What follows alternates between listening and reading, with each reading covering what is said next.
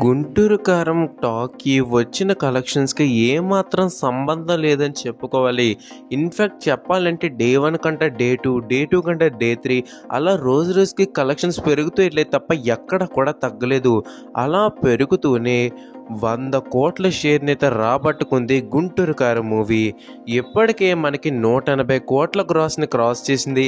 అలాగే 100 కోట్ల షేర్‌నైతే రాబట్టింది. మహేష్ గారికి ఇది వరుసగా 5వ 100 కోట్ల సినిమా అని చెప్పుకోవచ్చు. టాలీవుడ్‌లోనే కాదు సౌత్ ఇండియాలోనే ఎక్కువ 100 కోట్ల షేర్ ఉన్న హీరోగా మహేష్ గారు రికార్డు నెలకొల్పారు. సో మనకి మహేష్ గారి టాక్ కలెక్షన్స్‌కి సంబంధం లేదని మరొక్కసారి అయితే ప్రూవ్ చేసుకుంటూ వచ్చారు. మనకి వరల్డ్ వైడ్‌గా 100 కోట్ల షేర్‌ని రాబట్టడమే కాకుండా ఇంకా మనకి హౌస్‌ఫుల్స్ అవి కూడా పడుతూ ఉన్నాయి. మనం ఇలా చూసుకుంటూ వెళ్తే బ్రేక్ ఈవెన్ అనేది చాలా దగ్గరలో ఉంది. మహేష్ గారిని ఎందుకు సూపర్ స్టార్ అంటారో మరొక్కసారి అయితే ప్రూవ్ చేశారు. ఎన్ని కలెక్షన్స్ పెట్టినా ఈ మూవీతోటే. నెక్స్ట్ మూవీ నుండి pan India, pan world collections చూస్తాం కాబట్టి ఈ మూవీతోటే బెంచ్ మార్క్ కలెక్షన్స్ రాబట్టాలని అయితే చూస్తున్నది 'గుంటూరు కారం'. మరి చూడాలి ఇంకెన్ని కలెక్షన్స్ రాబడుతుందో, ఇంకెన్ని రికార్డులు కొల్లగొడుతుందో. సో అదే వాళ్ళ అప్డేట్ అన్నమాట. Thank you for watching. జై హింద్.